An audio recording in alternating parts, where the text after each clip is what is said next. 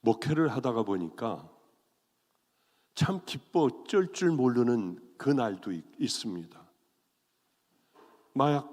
마약으로 쪄들은 사람이 주님을 만나고 나니까 마약을 한 번에 끊어버리더라고요. 콧물을 흘리고 떨고 죽어가면서도 자기는 다시는 안 하겠다고 해요. 알코올 중독자는 왜 그렇지 않겠습니까?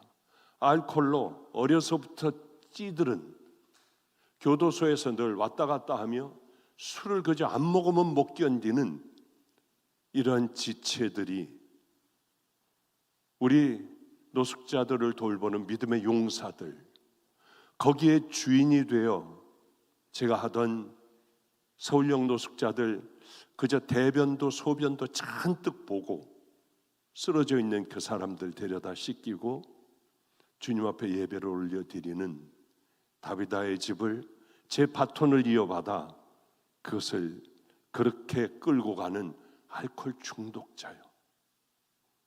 또 아무리 해도 안 되던 그가 예수님을 만나는 순간 난 이제 끝났습니다. 정말 주님을 만나고 돌아오는 노숙자들서부터 얼마나 이런 기쁜 일들이 얼마나 많겠습니까? 그때면 세상이 제 것 같아요. 그런데 말입니다, 그 많은 이 세월을 예배를 드리고 또 어떠한 예배에도 한 번도 빠지지 않고 제자리에 콕 앉아 있으며 두 손 들고 우리들이 예배하듯이 찬양을 하고 하던 그런 분들, 몇십 년 예수를 믿었어도 거짓말, 분란을 일으키고 말을 여기저기 옮기고 음란, 죄에 대하여 이미 다 마비되고 회개하려 해도 하지도 않고 수많은 예배 가운데 은혜 두 손은 들고 주여 주여 아멘 아멘 하지만은 은혜 한 번 받지 못하고 설교가 끝나면 설교를 판단하고 비판하고 정죄하며 그런 분들은 얼굴들이 써 있더라고요. 그냥 괴롭고 고통스러운 얼굴이에요. 어쩌면 이 많은 세월들을 예수를 믿는다고 했는데 어쩌면 요만큼도 변하지 않을까? 마지막 죽어가는 장면들을 왜 제가 보지 않았겠습니까? 너무 많이 봤어요. 목사님, 저 천국 가요? 지옥 가요? 내가 왜 이렇게 살았는지 몰라요. 좀 궁금해서 물어봐요. 그러면 어떻게 사셨으면 좋았겠습니까? 사랑했어요. 나 더 용서했을 것 같아요. 더 봉사 많이 했을 것 같아요. 하나님의 말씀에 순종하고 살았을 것 같아요. 내게 6개월만 더 주신다면은 뭐 이런 얘기들을 숨을 헐떡거려가며 코에다 여러 장치들을 하고요. 그러고는 무슨 소리인지 알아듣지 못할 소리들로 그렇게 겨우겨우 얘기하는 그 성도들이 왜 없었겠나요? 저 시커먼 게 나를 데리러 왔대요. 안 간대요. 그게 지옥 가는 건지 뭐 천국 아니야, 이거는 그렇다고 해서 그런 게 아니야, 저는 잘 모르겠습니다만은 그러나 대충은 짐작은 하잖아요. 여기 짐작은요. 그런데 반면에 귀한 분들이 있어요. 오늘 제가 좀 확인을 했습니다. 이게 맞는 건가 틀리는 건가? 김성준 목사에게 같이 한번 이게 내가 이거 설교하려고 하는데 맞냐? 그리고 선병준 선교사에게 이 선교사 이름이 맞아? 내가 그때 했던 게 맞아? 왜냐하면 한 5년 정도 지나니까 이제 뭐 잘 잊어버리게 돼가지고 혹시 내가 허튼 얘기를 하지 않을까 해가지고 확인을 두 군데다 했습니다. 선병준 선교사는 건강검진을 하러 왔다가 한국에 왔다가 지금 이런 사건이 일어나니까 바로 아프리카로 들어가 수해 현장으로 오늘 도착을 했대요. 투입된다고 하더군요. 어쨌든 같이 전화를 했습니다. 제가 케냐를 가게 됐는데 케냐에 이제 중간 기착지에서 내렸는데 어떤 분이 저를 보고 이렇게 손을 붙들고 막 뛰면서 울기만 하더라고요. 그래서 중간 기착지에서 아부다비에서 저하고 같이 가시죠 하고 보니까 맥도널드라고 하는 그 햄버거 가게가 있어서 거기 모시고 같이 염려하지 마세요. 지금부터는 든든한 우리가 있으니까 울지 마세요. 왜 힘드세요? 하면서 5시간을 최려하며 그분과 얘기를 하는 가운데 뭐라고 하느냐 하면은, 목사님, 우리 아들은 정말 신앙이 좋은 아들이에요. 주일학교도 가리키고 목사님 대신 일을 하는 아주 귀한 내 외아들이에요. 이 아들이 교통사고로 죽었습니다. 40이에요. 40살이에요. 왜 우리 아들을 데려갔냐? 하나님 앞에 얼마나 원망을 하고 자기는 이제는 인생이 끝난 것 같았대요. 이제 와서 그분의 얘기를 제가 좀 깨닫고 알게 돼요. 이해를 하게 돼요. 그때는 그러시군요. 목사가 하는 멘트들이 있잖아요. 아마 하나님의 뜻이 어디 있겠죠. 기도해 드릴게요. 그리고 기도 열심히 해드렸는데 저는 어머니를 잃고 보니까 어머니가 어느 날은 미치도록 보고 싶을 때가 있어요. 어저께가 그런 밤이었습니다. 어머니하고 카톡했던 걸 쭉 이렇게 읽어보니 아들이 어떻게 내 생일을 기억하고 사랑한다 하며 꽃을 보내줬어요. 저 아프리카에 있을 때예요.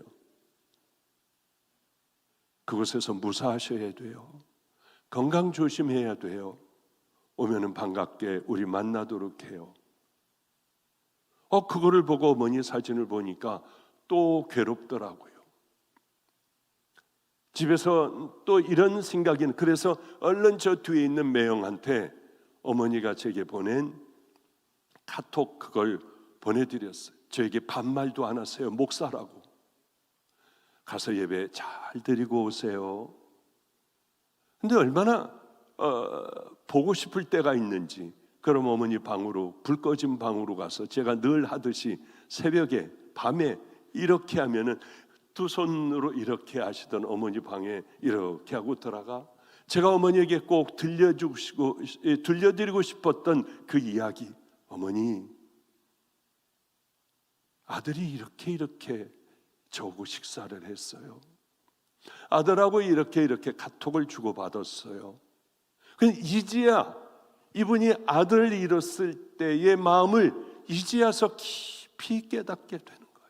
내가 왜 끌어안고 정말 그 마음이 되지 못했을까? 그분을 위로해드리고 어느 선교지로 간다고 해요. 그래서 몬바사 가는 길에 보야라고 하는 선교지를 간대요. 아들이 가방을 다 싸줬대. 가방을 꺼내가지고 여기 뭐 넣고 하라고 했대요. 그런데 아들 장례를 치르자마자 이제 이걸 타고 약속된 선교지로 그래도 이 어머니가 오신 거예요. 그래서 꼭 필요할 때에, 아마 난 잘 모르겠지만은 그렇게 귀한 아들이면 그 아들의 하이라이트, 믿음의 정점에 섰을 때 세상에 더러워지지 말라고 하나님께서 얼른 부르신 것 같아요. 그리고 이제 막 김영성 목사에게 야, 너 돈 얼마니 빨리빨리 꺼내봐. 너 갖고 온 거 꺼내봐. 그렇게 해서 천불을 봉투에 담아 가서 선교지에서 편안하게 쓰시라고. 선교사님 드려도 되고요. 그리고 이제 시간이 되어 거기서 아부다비에서 케냐로 오게 되었습니다. 짐을 찾는데 그때 무슨 일이 있었는지 하나하나 다 뒤지는 거예요. 그래서 저는 이분하고 같이 이렇게 이제 짐을 내렸는데 주저앉아서 울기만 하더라고요. 가방을 붙들고. 왜 그러세요? 왜 우세요?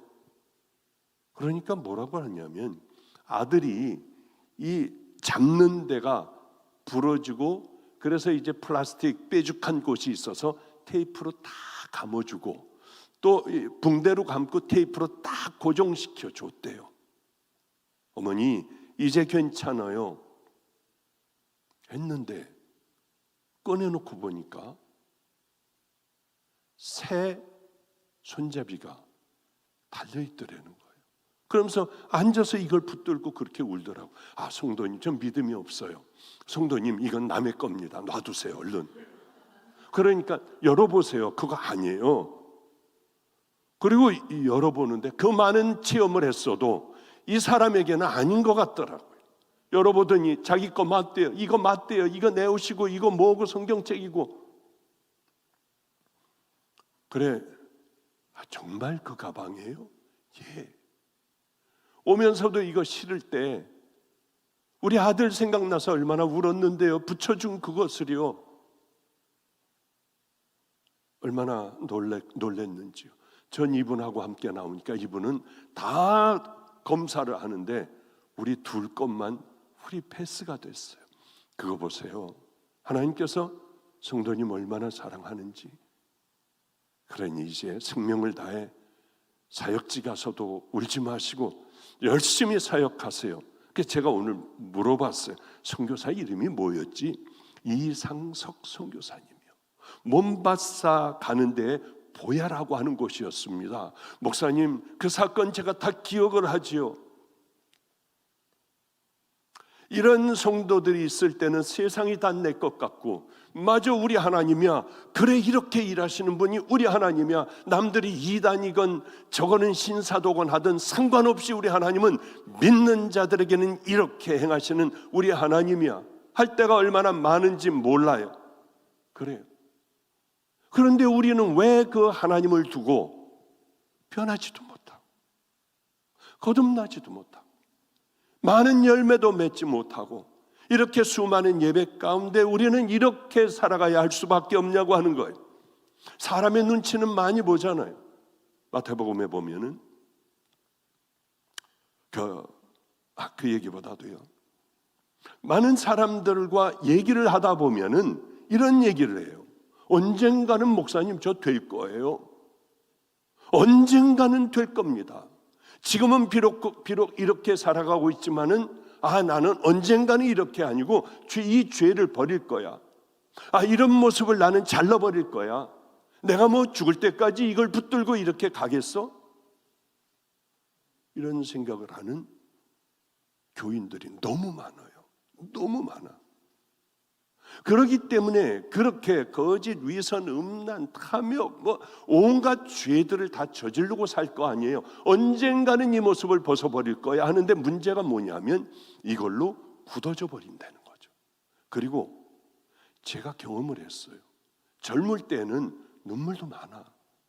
얼른 죄도 버릴 수 있는 그런 힘도 있어요. 그런데 나이를 먹어가며 그 습관 하나 고치려고 하면 왜 그렇게 힘든지요. 저는 그래도 싸움을 좀 잘한다고 보는데 이게 힘에 겹고 정말 이게 보통 힘든 문제가 아니에요. 왜 그럴까? 나이 먹어가면 더 안 돼요. 세월이 흐르면은 더 힘들어져요. 언젠가는 될 거야. 이게 굳어져 버리는데요. 점점 딱딱해지는데요. 감동도 안 되고 눈물도 메말라 버리고요. 지금 아니면 안 돼요. 아주 악한 짓을 하는 어떤 분이 계셨습니다. 얼마 동안 이렇게 했어요. 다 잊어버렸습니다. 한 17, 8년. 헌금에 손을 댄 게. 무섭지 않았어요? 무서워 죽는 줄 알았어요. 그런데 왜 18년 동안 이렇게 했어요? 이제는 안 무서워요. 이제 두렵지 않아요. 나 지옥 가는데 그것도 메말라버리고 지옥 가면 가는 거지. 나는 악 아니에요, 목사님. 그러면서도 마음은 그렇게 괴롭지가 않은 거예요. 이분이 70대 중반에 그렇게 소천했는데 그 사건이 있고 얼마 안 돼요. 이분은 죽어갔어요. 췌장암, 간 다 옮겨졌는데 본인도 몰랐어요. 왜 얼굴이 누럴까? 병원에서 어쩌면 그렇게 빨리 이 과정이 빠른지요. 우리는 매일 그냥 이 모든 우리 주변의 목사들 다 데려가 주여 용서해달라, 회개하게 해달라. 목사님 오지 마세요. 여기가 안 돼요. 이젠 이게 안 돼요. 이게요. 얘기를 하더라고요. 여기가 안 된대요. 아무리 하려고 해도 안 된대요. 이제 힘들게 오지 말래요. 우린 울면서 목숨을 걸고 부들부들 떨면서 어떻게든지 한번 좀 이렇게 바른 길을 걸어가게 하려고 했거든요.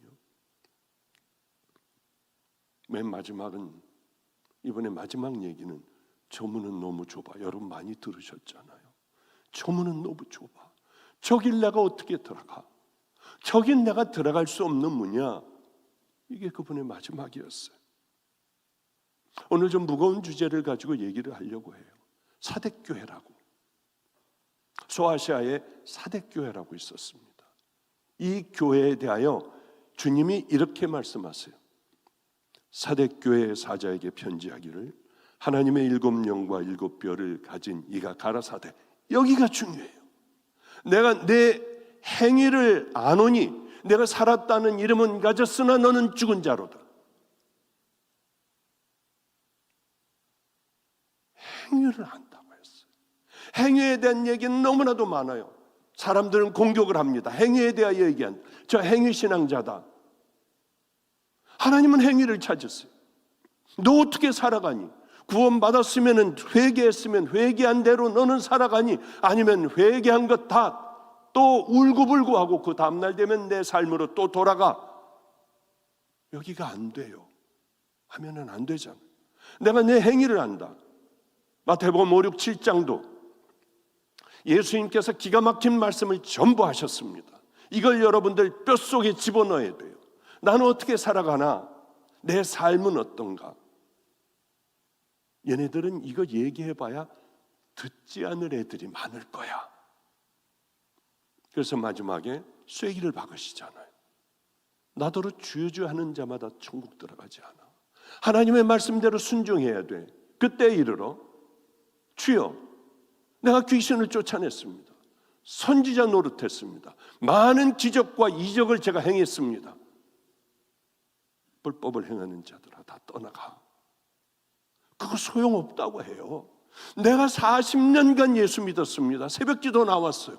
그런 것들, 그런 얘기가 아니에요. 성경의 얘기는 너 얼마나 오래 다녔냐, 너 어떤 일을 네가 했느냐, 헌금 얼마나 냈느냐, 이런 일이 아니잖아요. 살아있는 것 같은데 실상은 죽어있는 사람들. 그렇게 마태복음 5, 6, 7장에 그리고 또 한 번 쐐기를 또 한 번 박아요. 너희들이 그렇게 행하면 반석위에 세운 집과 같아. 무너지지 않아. 그러나 행하지 않으며 교회만 다닌다고 하면 너희들은 모래 위에 지은 집과 같아. 결국은 그날이 오면 다 무너져 버릴 거예요. 바로 이런 얘기. 왜? 구원을 받았으면 정말 회개하고 십자가를 붙들고 결단을 했으면 구원은 두 기둥입니다. 첫째가 회개하는 거예요. 회개하고 내가 죽고 나라고 하는 자는 죽어버리고 나는 거듭났는데 그 다음날 똑같이 또 살아간다고요? 그럼 저를 한번 예를 들어봐요. 맞아요. 술 많이 먹고 담배도 두세 갑 피우고 노름도 많이 하고 돌아다니고 아무도 부모도 모르고 아무도 모르게 악한 짓을 돈 가지고 할 수 있는 거 많이 했어요. 우리 부모님이 그걸 안다고 하면 저 내쫓았을 것 같아요. 너 같은 놈은 우리 이 집안 식구가 아니야 했을 것 같아요. 전 그렇게 악하게 살았어요. 주님을 만나는 그 순간에요, 죽을 것 같더라고요. 제가 하나님 앞에 그렇게 기도했어요. 주님, 하나님 살아계시다고 하면 저 죽여버리세요. 그럼 하나님 맞아요. 아니야, 난 널 기다렸어. 나는 널 사랑해. 내가 널 쓸 거야. 아니에요, 죽여달라고 했어요. 정말 만나게 되니까 이게 괴로워 미쳐버리겠더라고요. 근데 여기에 들어오는 생각이, 아니, 하나님은 이렇게 살아계신데 왜 똑바로들 안 갔어? 그럼 옛날에 그 교인들은 뭐야? 아니, 정신병자들인가? 하나님이 살아계신데 살아계시는 걸 알면서 이 땅에, 짧은 이 땅의 삶에 왜 그렇게 살아갔을까? 정신병자들이야. 그 생각이 확 들어왔어요. 하나님, 나 그렇게 안 살게. 그때 바로 이것 때문에 제가 막 그냥 이단이라고 공격들을 해요. 근데 그렇게 만났는데 어떻게 하라고요? 그렇게 만났는데 넌 마귀를 만난 거야. 어쩔 수 없어요. 그럼 왜? 나는 만난 분이 그렇게 만나 다 팔아버리고 이 길을 왔으니까. 내 많은 종들을 내가 높여주고 세워줬댄다. 그런데 그들은 다 내 영광을 차지해 버렸어. 내가 너를 세워줄 때 너는 그러지 않을 수 있겠니? 그래서 얼른 이렇게 마음속에요, 그게 쿵쿵 울리면서 얘기가 되는 거예요. 정신은 말짱해요. 그래서 이렇게 대답을 했죠. 만약에 제가 하나님의 영광을 가로챈다고 하면 저는 길거리에 쳐 죽은 개나 고양이나 똑같으니까 저를 꼭 죽여버리세요. 더 이상 더 나쁜 죄에 빠지기 전에 저를 얼른 죽여버려야 돼요. 그러면 제가 이 길 단호하게 가겠습니다. 그 주님을 만나고 나니까 제가 다시 담배 피겠어요. 물론 담배 펴서 지옥 간다는 건 아니에요. 담배 피고 옛날같이 그렇게 더럽고 숨어서 악하게 사는 그 삶을 왔다 갔다 하면서 살았겠습니까? 생각을 하면은 가슴이 떨리고요, 치가 떨려요. 예전에 살아왔던 삶이요, 그게 좋아서 그거 또다시 들어가겠습니까? 그렇기 때문에 작은 것까지, 커피까지요, 다 끊어버리고 다시는 안 먹기로 했어요. 근데 그게 저에게 아무 영향도 안 주기에 이제는 먹기 시작을 하게 되었죠. 그것도 또 설명하려면 길어요. 어쨌든 간에 우린 사람을 두려워하고 겉모습만 화려하게 하려고 합니다. 너희들 몸은 죽여도 영혼은 능히 죽이지 못하는 자들을 두려워하지 마. 너희 몸과 영혼을 다 지옥에 쳐넣을 수 있는 여호와 하나님을 너희들은 두려워해야 한다고 성경은 그렇게 기록하고 있잖아요. 우린 사람을 자꾸 두려워하려고 해요. 겉으로 드러나는 걸 열심히 하려고 해요. 그러나 하나님은 우리의 겉모습을 보시지 않습니다. 너는 왜 그랬어? 속마음을 보세요. 그게 무슨 훈련을 열심히 하나님의 자녀라고 하면 해야 하느냐 하면은 겉으로 나타내려고 하는 거 이거 다 이제 부숴버리려고 하고, 그냥 내가 간음하다가 걸렸으면 그냥 끌려온 채로 있으면 돼요. 몸을 팔든 그 삶을 살았으면 그것 그대로 하나님 앞에 와야지 요조 숙녀처럼 하고 오면은 안 돼요. 그러면 예수님께서 다 모든 죄들을 씻어주시잖아요. 이런 생각을 요즘 많이 합니다. 하나님의 자녀가 된다고 하는 것, 천국 백성이 된다고 하는 건 어마어마한 확률 가운데, 될 수 없는 확률 가운데 우리가 하나님의 자녀가 되는 겁니다. 그는 주님 앞에 가보면 알 거예요. 가보면 나는 요만큼밖에 안 했는데 하나님은 이 어마어마한 것을, 영원한 것을 어떻게 내게 주셨을까? 그게 믿어지면 우린 다시 한번 십자가에서 죽을 수 있고요, 다시 한번 정말 토해내고 회개하고 바른 은혜의 길을 걸어갈 수가 있어요. 내가 내 행위를 아노니 내가 살았다는 이름은 가졌으나 죽은 자로다. 열매로 그들을 알지니 가시나무에서 포도를, 엉겅퀴에서 무화과를 따겠느냐? 아니라고 하는 거예요. 아무리 그럴듯하게 보여도 너희들 열매를 보면 알 수 있어. 바로 그런 말씀을 하시는 거죠. 헌금도 하고 봉사도 하고 예배도 잘 드리고 전도도 하고 선교 단기 여행도 갔다 오기도 하고 별걸 다 해요. 하나님이 원하시는 것은 그런 게 아니에요. 열심히 싸워야죠. 바로 며칠 전에는 어떤 분이 카톡에 영상을 하나를 보내왔더군요. 비로소 그때야 감사하다. 정말 감사하다. 보니까 박한수 목사님이 어디에서 이제 설교를 하신 그 설교요. 그 설교를 집회 가면은 많이 하시더군요. 이제 제 얘기를 하더라고요. 나도 많이 변했다. 정말 저번에 설교를 통해서 저를 들으니까 좋은 사람 같이 보이는데 저는 그렇진 않아요. 그런데 어떤 설교를 하느냐 하면 이런 설교를 해요. 본인이 이제 마가의 다락방에 자주 가는데 제가 그 설교를 하더래요. 어떻게 그렇게 오랫동안 예수를 믿으며 신발이 자기 신발 남이 신고 갔으면 다른 신발 싹 더 좋은 거 골라가지고 신고 가고, 안수를 해주는데 어쩌면 그렇게 쓱 앞에서 쓱 사람들 옆으로 들어가서 새치기를 하고 뭐 안수를 받고 어떻게 그럴 수 있느냐. 맞아요. 그런데 우리가 이제 여름에는 겨울 집회를 위해서 잔뜩 이제 거기에 뭐 여러 가지 무도 신고 해서 잘라가지고 말리고 하는데 이걸 자꾸 따가는 거예요, 사람이.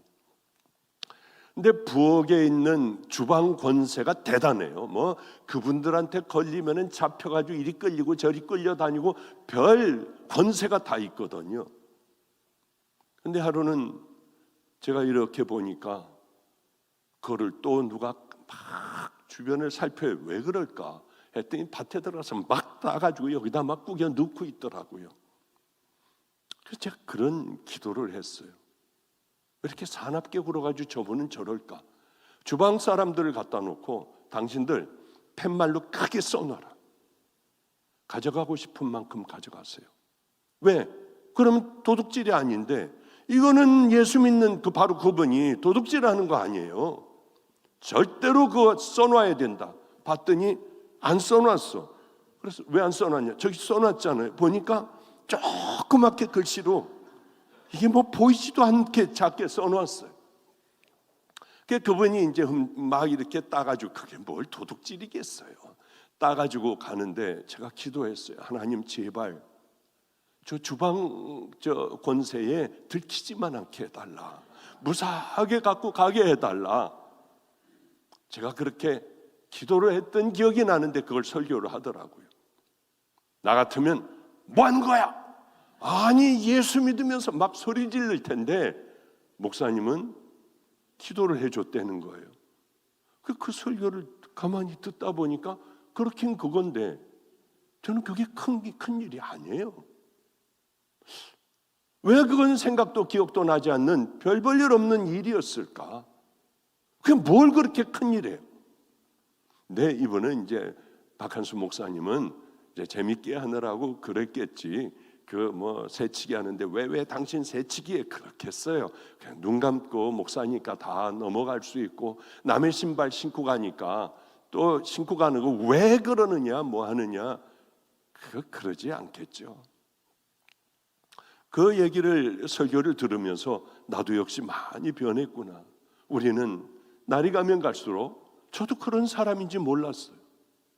근데 세월이 흐르면서 남의 얘기를 들어보니까 내가 그래도 이만큼 변했네 하는 생각을 갖더라고요.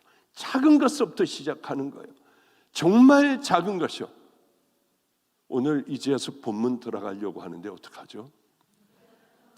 참, 믿음이라고 하는 건 날마다 내가 죽는 거거든요. 날마다 내가 죽지 않으면은 이게 하나님의 자녀로서 살아가지가 않고 그냥 와서 예배 한번 보고 가는, 열심히 회개는 와서 열심히 하는데 그 다음날은 똑같아지는, 이게 신앙인 줄 아는, 자기로 돌아가는, 다시 돌아가 또 살다가 주일날 와서 이렇게 하는 게 정상적인 신앙으로 많은 사람들이 알고 있는 거예요. 몸이 약한데, 인간이 약한데 어떻게 그거는 저 사람들이나 하고, 아니에요. 누구에게나 동일하게 적용되는 이런 말씀들이에요. 어제 김성준 목사하고 이제 많은 얘기를 했습니다.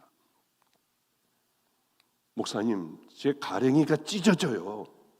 그러면서 그냥 아주 괴로워하더라고요. 자기 가랭이가 찢어진대요. 그건 무슨 얘기냐? 왜 가랭이가 찢어져? 했더니 이런 얘기를 하더라고요. 맞아요. 같이 데리고 있는 애가 고등학교 3학년짜리가 있었습니다. 그 아이가 병원에 입원하게 됐어요. 근데 저에게 편지를 한 거예요. 이 아이가, 목사님, 여기 있으니까 목사님이 보고 싶어요. 그리워요.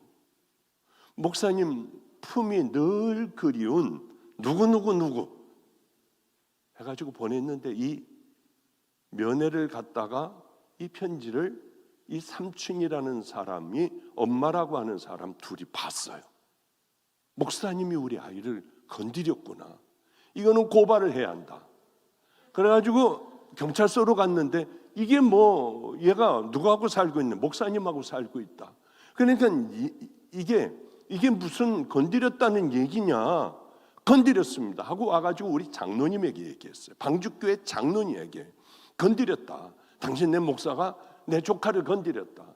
이 엄마도 와서 맞다, 건드렸다. 그러니까 교회가 어떻게 되겠어요? 난리가 나고 뒤집어질 거 아니에요. 악한 목사. 드디어 이제 번성이 나온 거예요. 우리 집 아이들이 흥분을 해가지고 쟤 내쫓으래요. 아니야, 내쫓지 마. 그냥 놔둬야 돼. 그러니까 저쪽에 교회에서는 그렇지, 저 데리고 있으면서 입단속 하려고 하고, 데리고 있으면서 또 놀려고 하고, 아주 목사가 그래도 가만히 있었어요. 애들이 대꾸도 안 했습니다. 경찰서에서는 이런 거 고발도 안 된다고 하고 돌려보냈어요. 그 편지 내용이 그대로 교인들에게 다 이제 전달되게 됐어요. 저는 끝까지 데리고 있고 대학도 보내고 다 했습니다. 나중에 물어보더라고요. 목사님, 그때 왜 관두고 왜 아무 말도 안 했어요?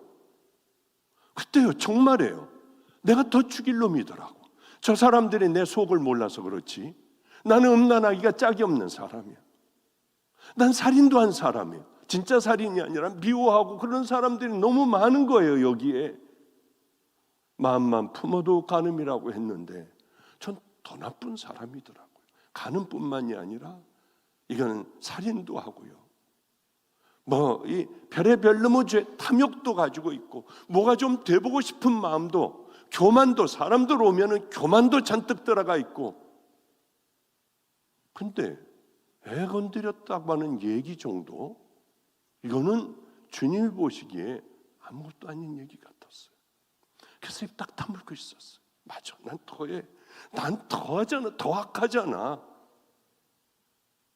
그리고 지나가 그런 일들이 이제 증명이 다 됐을 때는 다 믿어요. 처음에 다 믿어. 근데 증명이 되고 뭐 이렇게 되고 저렇게 되고 세월이 흐르면 다 알 거 아니에요. 그때 비로소들 끄덕거리고요. 그때는 제 한마디만 하면 교회는 무조건 그렇게 갔어요. 회의니 뭐니 이런 거 없었어요. 김성준 목사 교회 하나 청년부들 다 끌고 가 뭐 한 150명 주는 것도요, 의논도 안 했어요. 의논하려고 하면, 회의를 하려고 하면 여기는 목사님 도장 찍는 곳이지 우리 의견을 내는 것이 아닙니다. 그리고 무조건 도장들 찍고요. 그렇게 하기도 하고 했어요. 그런 일들이 우리 주님께서 저에게 주시는 큰 축복 같더라고요. 그런 많은 일들이 있었습니다. 지금 뒤를 돌아보면 정말 그때 잘했다.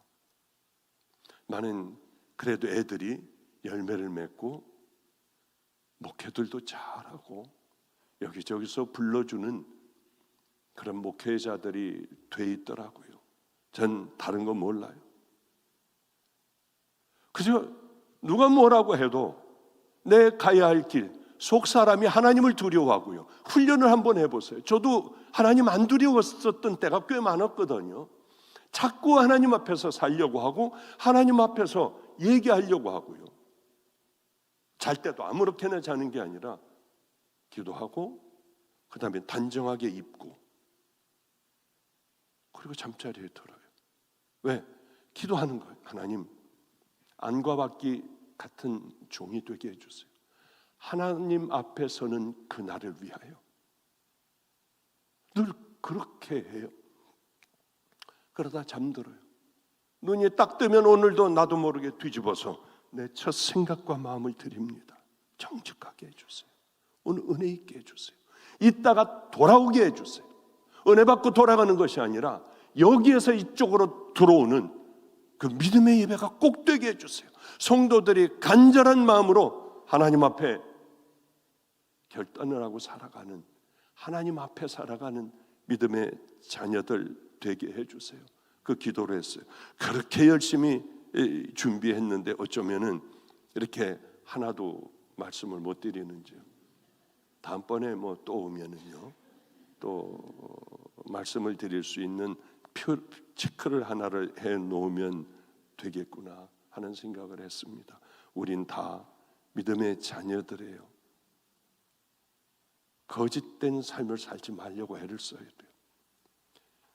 이 바리새인들은 나는 거짓말 안 해요. 나는 저들과 같지 않습니다. 나는 정말 하나님 앞에 11조도 똑바로 해요. 자랑만 했어요. 그런데 또 서기관들은 성경을 필사하는 사람들이에요. 회당에 앉아서 말씀을 전하면은 많은 사람들이 왔습니다. 와, 천국 들어가는 사람이 딱 두 부류가 있다면 바리새인, 저 하나님 말씀을 많이 알고 있는 서기관들일 거야. 그러나 예수님께서는 이 독사의 자식들아, 안과 밖이 다른 이 독사의 자식들아, 그렇게 주님은 말씀을 하셨어요. 우리 독사의 자식들이 되지 않기 위하여, 그럴듯한 모습 되지 않기 위하여 우리는 늘 다시 십자가 밑으로 가 회개하고, 다시 믿음의 길을 향하여 걸어가고, 넘어지면 다시 십자가 밑으로 가고, 또 믿음의 길을 향하여 걸어가는, 정말 함께 걸어가는 천국 백성들 되시기를 주님의 이름으로 축복합니다. 기도하겠습니다. 거룩하신 주님, 우리를 비판하는 사람들보다 우린 더 나쁜 사람입니다. 그것을 진심으로 깨달을 때에 내가 누구인지 알게 되고 우리는 무릎으로 십자가 앞으로 나가게 됩니다. 나갈 때에 탕자가 이제는 굶어 죽게 됐을 때 아버지를 생각하고 갔을 때에 끌어안아 주시고 입을 맞춰 주시고 송아지를 잡고 옷을 갈아입혀 주시고 신발을 시켜 주신 그 아버지, 우리를 받아주소서. 우리도 결단하고 주님 앞에 돌아갈 때 꼭 그렇게 안아주시옵소서. 오늘도 이 예배 가운데 나는 너를 기다리고 있어, 내가 너를 얼마나 사랑하는 줄 아니? 지금은 힘들고 어렵지만은 내 때에, 정결한 그릇들이 됐을 때에 내가 마음껏 일해 줄 거야. 주님, 그 위로의 말씀이 우리 심령 한가운데 떨어지게 하여 주시사 주님의 그날을 기다리며 한 걸음 한 걸음 아버지 앞으로 다가가는 귀하고 아름다운 우리 성도들의 생애가 되게 하여 주시옵소서. 예수님 이름으로 축복하옵고 기도드렸습니다. 아멘.